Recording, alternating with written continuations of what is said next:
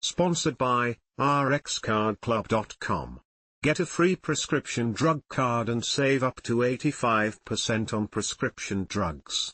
rxcardclub.com. How to stock first aid kit medications. Deciding what medications to put in a first aid kit, if any, tends to be a bit harder than stocking standard supplies like gauze and bandages. /r/n/r/n What are you likely to need? Will you use it before it expires? Is it something that is safe for everyone who uses the kit to have access to? /r/n/r/n Medications that people sometimes keep in first aid kits include /r/n/r/n Not all of these may be appropriate for your needs or situation.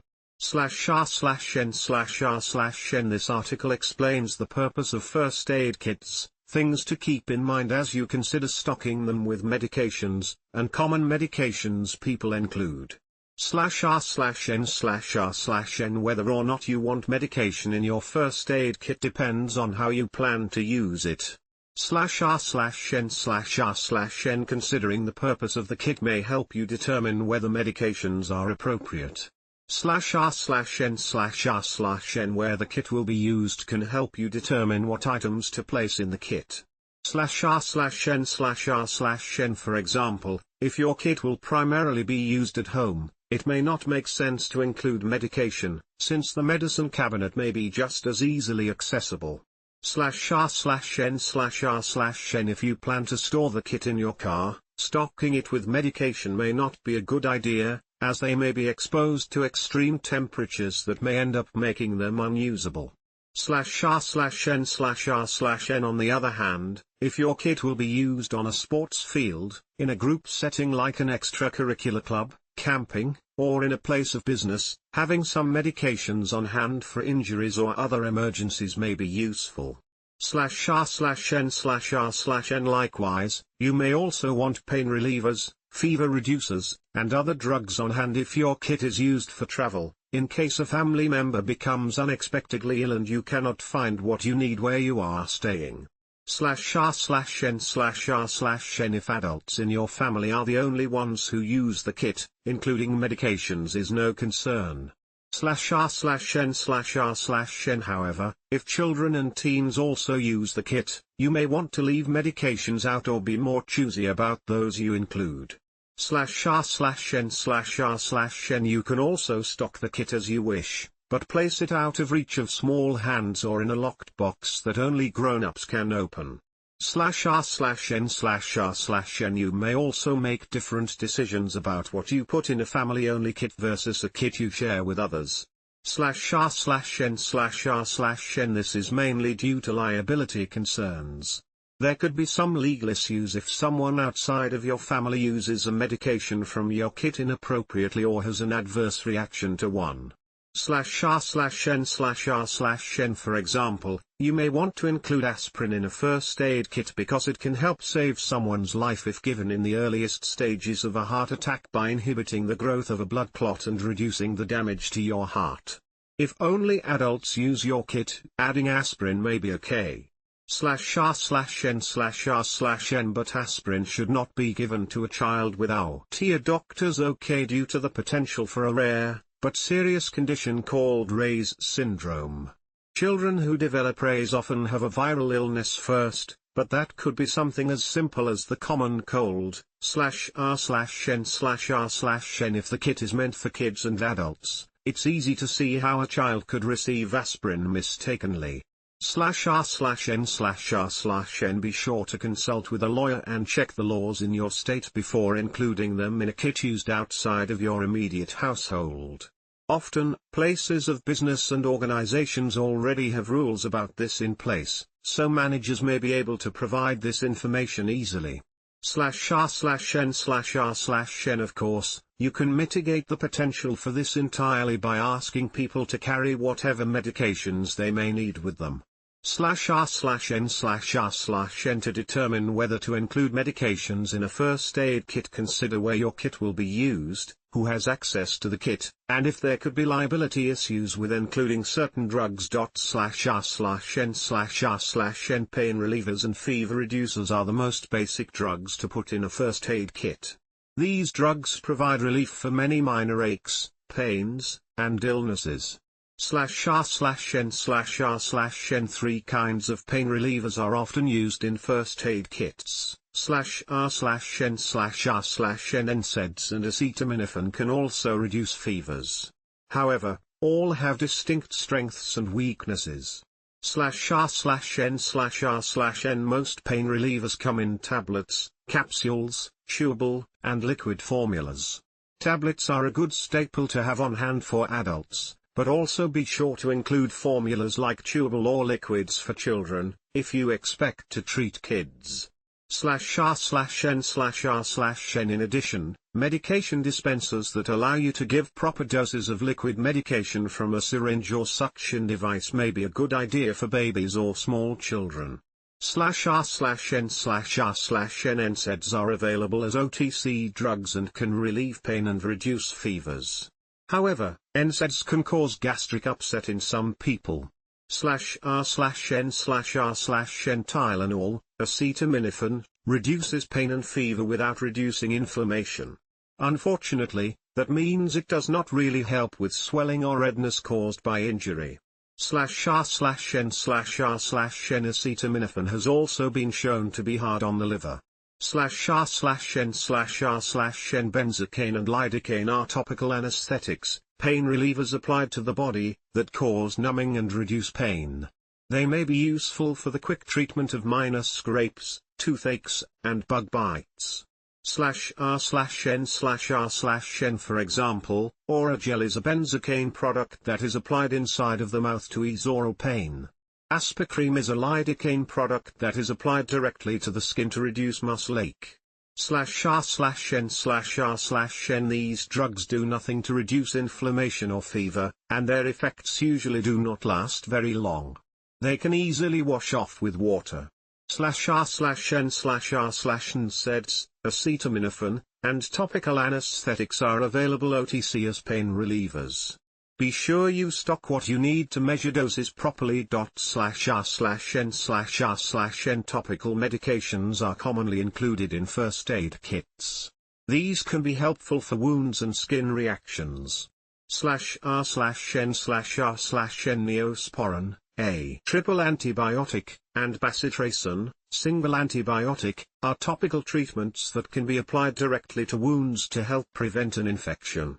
/r/n/r/n However, these medications are not always indicated for every wound, and overuse can contribute to antibiotic resistance when bacteria figure out a way to evade medications to the point they are not longer effective. /r/n/r/n As such, these ointments should be used sparingly. /r/n/r/n Hydrocortisone is a topical corticosteroid used to treat skin swelling and itching. This may come in handy for /r/n/r/n Ointments and creams may be useful in first aid kits. These might include antibacterial ointments for treating wounds and hydrocortisone for skin rashes and allergies. /r/n/r/n Allergies are common and can be especially bothersome when traveling, as you may be exposed to triggers that are out of the ordinary. /r/n/r/n Having allergy medications in your kit may mean the difference between an enjoyable day away and one filled with watery eyes and sneezing. /r/n/r/n Lotions are also available to treat itching from plants or other skin irritants. /r/n/r/n Considered the gold standard of allergy medications, Benadryl, diphenhydramine, is an antihistamine that relieves all types of allergic reactions. It's also sometimes used after epinephrine, see below, when treating anaphylaxis, which is a severe allergic reaction. /r/n/r/n The biggest side effect of diphenhydramine is drowsiness. In fact, this side effect is so common that diphenhydramine is also used as a sleep aid. /r/n/r/n. In addition, some people use the medication off-label to treat nausea. The problem with using diphenhydramine as a nausea medication is the same as using it for allergies: it causes drowsiness. /r/n/r/n diphenhydramine is not for use in kids under 6 years old. /r/n/r/n diphenhydramine is also available as a cream, often combined with calamine lotion. You can use it on bug bites, poison oak, and poison ivy. This form should not make you drowsy. /r/n/r/n claritin, loratadine, may be a better option, as it doesn't cause you to feel tired. /r/n/r/n however, it is usually more expensive than diphenhydramine. /r/n/r/n an EpiPen, epinephrine auto-injector, is used to treat severe allergic reactions. /r/n/r/n if you are at risk of a life-threatening allergic reaction, either because you've had one in the past or you have an allergy to something that increases your risk of this reaction, your healthcare provider will likely prescribe an EpiPen for emergencies. /r/n/r/n while you or your family member likely know where you keep your EpiPen, it's also a good idea to keep an extra in your first aid kit. That way, there is always one in an obvious, central location where it can be found quickly and easily. /r/n/r/n antihistamines can help control allergy symptoms. They often also have a side effect of controlling nausea. As some cause drowsiness, they may double as a sleep aid. In addition, an EpiPen is an essential first aid kit staple if someone has a history of severe allergic reactions. /r/n/r/n motion sickness and stomach upset are common when traveling. Therefore, travel first aid kits often contain medication for nausea and diarrhea. /r/n/r/n Dramamine, dimenhydrinate, is the most common OTC nausea medication. It's used primarily to combat motion sickness. /r/n/r/n dimenhydrinate causes drowsiness, but it is okay to use in kids as young as 2 years old. /r/n/r/n the newest nausea medication to be approved for sale OTC, meclizine, has long been used as a prescription for vertigo, a spinning/off-balance sensation. /r/n/r/n however, it is also useful for non-medical causes of motion sickness, like rocking boats or turbulent airplanes. /r/n/r/n meclizine's more recent past as a prescription-only nausea medication means it may be more expensive than dimenhydrinate. In addition, meclizine is not for use in kids under 12. /r/n/r/n Imodium, loperamide, is the active ingredient in almost all anti-diarrhea medications on the market. /r/n/r/n Since unfamiliar organisms in food and water can cause travelers to develop some gastric upset, known as traveler's diarrhea, you may want to consider packing anti-diarrhea medications in travel first aid kits. /r/n/r/n You should not use Imodium if you have acute diarrhea with a fever or blood in the stool. /r/n/r/n Strange germs or changes in diet can also lead to stomach upset and heartburn. Therefore, antacids might also be a good idea for a travel first aid kit. /r/n/r/n Medications for motion sickness, diarrhea, and heartburn may be especially helpful in travel first aid kits. /r/n/r/n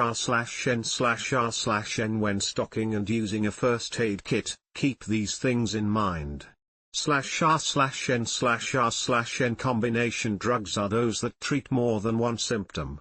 These medications usually have more than one active ingredient. /r/n/r/n Examples of combination drugs include /r/n/r/n It's generally best to leave these out of a first aid kit, favoring options that have only a single active ingredient. /r/n/r/n There are several reasons for this. /r/n/r/n There are certain drugs you should never take together due to the risk of adverse effects. This consideration is especially important for people who take medication regularly. /r/n/r/n For instance, drug-to-drug interactions can occur between NSAIDs and other medications, such as /r/n/r/n When building a first aid kit, avoid combination drugs. Instead stick to single-use medications. In addition, remember that drug-to-drug interactions may occur, especially with NSAIDs for people on certain medications or who have some health conditions. /r/n/r/n Since medications expire, you'll need to maintain a first aid kit that contains them more often than a kit that doesn't. /r/n/r/n If they are not regularly checked and replaced, you run the risk of a drug not working properly when it's needed. /r/n/r/n To help you remember, get into the habit of checking the first aid kit when you replace the batteries in your smoke alarms. A good rule of thumb?